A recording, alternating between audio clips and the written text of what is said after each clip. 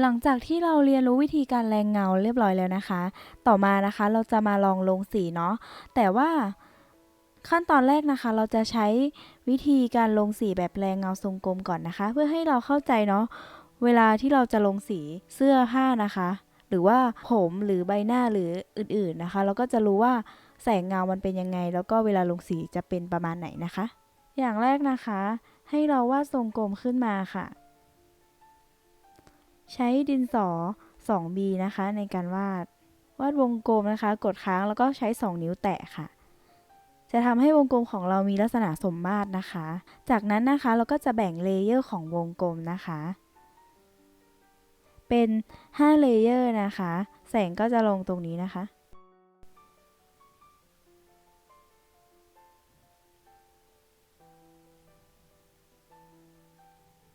โอเค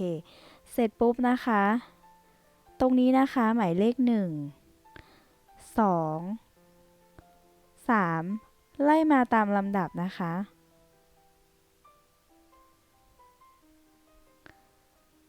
เราจะเลือกใช้สีในการแรงเงานะคะเราจะเลือกสีในการแรงเงานะคะเดี๋ยวเราจะเลือกสีในการแรงเงานะคะเดี๋ยวเราไปเลือกสีกันค่ะโดยที่ไปที่ Color นะคะวันนี้นะคะพี่หมูฝันจะใช้โทนสีน้ำเงินนะคะในการลงสีให้เรา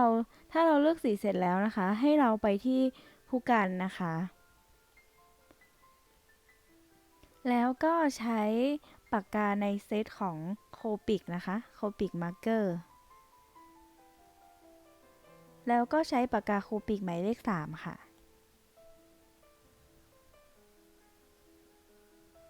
นี่คือสีแรกที่เราจะใช้นะคะคือสีน้ำเงินนะคะแล้วก็เลือกโทนสว่างนะคะไว้เขียนแสงเนาะขอลองใช้สีเหลืองนิดนึงนะคะเอาไว้ใส่ไฮไลท์บางจุดนะคะจากนั้นเราก็จะเริ่มลงสีวงกลมกันค่ะตอนนี้นะคะให้เรานึกถึงวงกลมที่เราเพิ่งจากนั้นนะคะให้เรานึกถึงทรงกลมที่เราเพิ่งแรงเงาไปใน EP ที่แล้วนะคะก็คือทรงกลมในลักษณะของขาวดำเนาะแต่ว่าตอนนี้นะคะเราจะมาแรงเงาวงกลมในรูปแบบของสีนะคะในค่าสีนะคะแต่ละสีเนี่ยจะมีความเข้มแล้วก็อ่อนที่แตกต่างกันนะคะอย่างเช่นสีน้ำเงินนะคะถ้าเราจินตนาการเป็นขาวดำเนี่ยสีน้ำเงินจะมีลักษณะเข้มที่สุดนะคะแล้วรองลงมาก็คือสีเขียวนะคะสีเขียวลำดับที่4เนาะคือตรงนี้นะคะแล้วสีที่สว่างที่สุดก็คือโทนขาวนะคะคือสีเหลืองตรงนี้ค่ะจากนั้นนะคะเพื่อให้ง่ายที่สุดเนาะเราจะลงสีแบ็กกราวด์ก่อนนะคะก็คือจะลงสีเดียวกันนะคะทั้งทรงกลมเลยเนาะเราจะใช้สีค่ากลางนะคะในการลงสีพื้นก่อนเนาะอย่างเช่นสีฟ้านี่นะคะเราก็จะทำการดูดสีค่ะก็คือกดตรงสี่เหลี่ยมนะคะที่ใกล้ๆไซส์กับ opacity นะคะกดลงไปนะคะเราจะเจอวงกลมขึ้นมาค่ะแล้วเราก็เลื่อนไปยังสีที่เราต้องการจะดูดสีนะคะเสร็จแล้วให้เราระบายทรงกลมให้หมดเลยค่ะวิธีลัดในการลงสีนะคะให้เราดึงสีนะคะลงมาตรงกลางวัตถุที่เราจะลงสีได้เลยค่ะจากนั้นเราก็ลองเช็คดูนะคะว่าจุดไหนเนี่ยไม่สมบูรณ์บ้างนะคะแล้วก็ระบายสีทับลงไปอีกรอบนะคะเสร็จแล้วนะคะให้เราเอาเลเยอร์ที่4นะคะหรือว่าเลเยอร์ที่เราลงสีเนาะมาซ้อนจากนั้นนะคะให้เราเอาเลเยอร์ที่เราลงสีนะคะมาซ้อนเลเยอร์ที่3นะคะเราก็จะเห็นเส้นนะคะว่าเราจะลงสีประมาณไหนค่ะจากนั้นนะคะให้เราปัดซ้ายค่ะแล้วกดคำว่า duplicate นะคะแล้วก็กดตรงสี่เหลี่ยมข้างหน้าคำว่า layer นะคะแล้วกด upper lock ค่ะเวลาเรากด upper lock เสร็จแล้วนะคะเวลาเราลงสีเนี่ยมันก็จะกำหนดขอบเขตของสีนะคะว่าแค่ตรงข้างในวงกลมค่ะก็จะทำให้เราลงสีได้ง่ายขึ้นนะคะจากนั้นนะคะเราก็จะใช้สีที่เข้มที่สุดนะคะก็คือสีน้ำเงินทำการดูดสีนะคะแล้วก็ระบายเข้าไปในเลเยอร์ที่5ค่ะปรับหัวผู้กันให้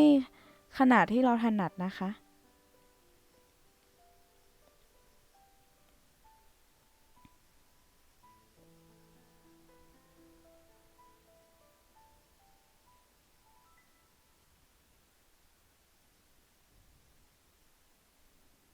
จากนั้นนะคะเราก็จะดูดสีที่สีมีค่าอ่อนลงมานิดนึงนะคะก็คือสีเขียวดีเนาะ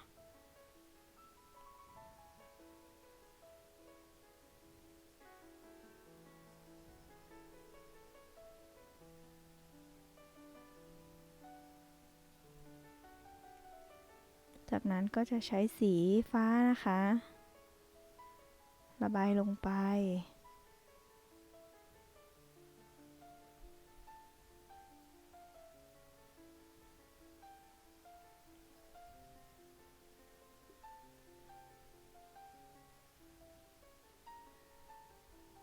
ต่อมานะคะ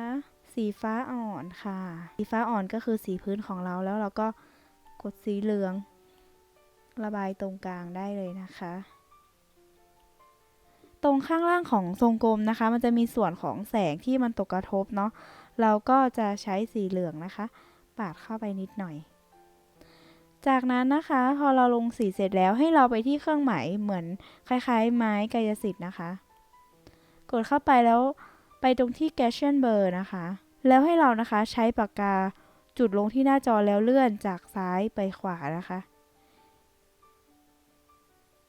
ภาพของเราก็จะได้ทรงกลมประมาณนี้นะคะก็จะเริ่มเบลอแล้วจากนั้นให้เราใช้เครื่องหมายรูปมือนะคะแล้วเลือกปากกาโคปิกนะคะเดี๋ยวนะเราขอใช้หัวกลมดีกว่ามาร์กเกอร์หมายเลข12นะคะให้เราเกลี่ยตรงขอบนะคะให้เนียนๆ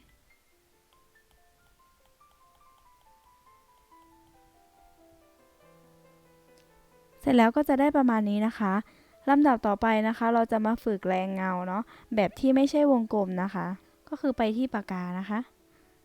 เลือกปากกามาร์กเกอร์หมายเลข12นะคะหลังจากนั้นเราก็จะใช้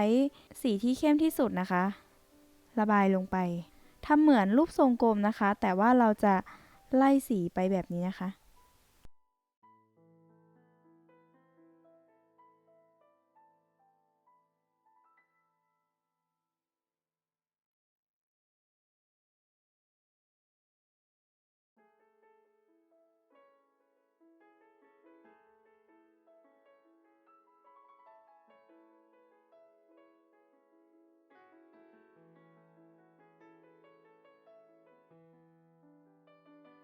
น้องๆไม่ต้อง Copy Layer นะคะเดี๋ยวพี่หมูฝันจะทำเป็นตัวอย่างเฉยๆนะคะน้องๆก็เกลี่ยสีฝั่งซ้ายมือไปเลยนะคะจากนั้นนะคะเราจะทำการเกลี่ยสีเราก็จะใช้เครื่องหมายมือนะคะแล้วก็เลือก Copic Marker หมายเลข12นะคะปรับ opacity ให้เรียบร้อยนะคะแล้วก็ปรับไซส์อยู่ที่ประมาณ22นะคะก็เกลี่ยให้เนียนเลยค่ะ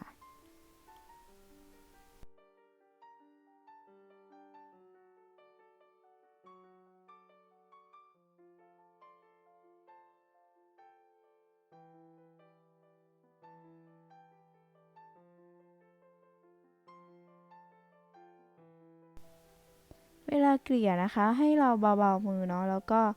เหมือนระบายเป็นวงกลมนะคะเหมือนอารมณ์เราสานเส้นแต่ว่าเราสานเส้นเป็นวงกลมมันก็จะทำให้สีของเราเนี่ยเนียนนะคะการปรับ opacity ของผู้กันนะคะก็สำคัญในการเกลี่ยสีเหมือนกันเนาะถ้าเราปรับ opacity สูงนะคะมันก็จะทำให้เราเนี่ยเกลี่ยสีได้ไม่ค่อยเนียนเห็นไหมคะมันจะเห็นเป็น texture ของผู้กันนะคะให้เราลองปรับ opacity อยู่ที่ตรงกลางๆก่อนประมาณ50นะคะแล้วก็ลองเกลี่ยสีนะคะถ้าสมมติว่าถ้ามันยังไม่ค่อยเนียนเท่าไหร่เราก็ลดลงมาอีกนะคะแล้วก็ค่อยๆเกลี่ยไปแบบใจเย็นๆนะคะ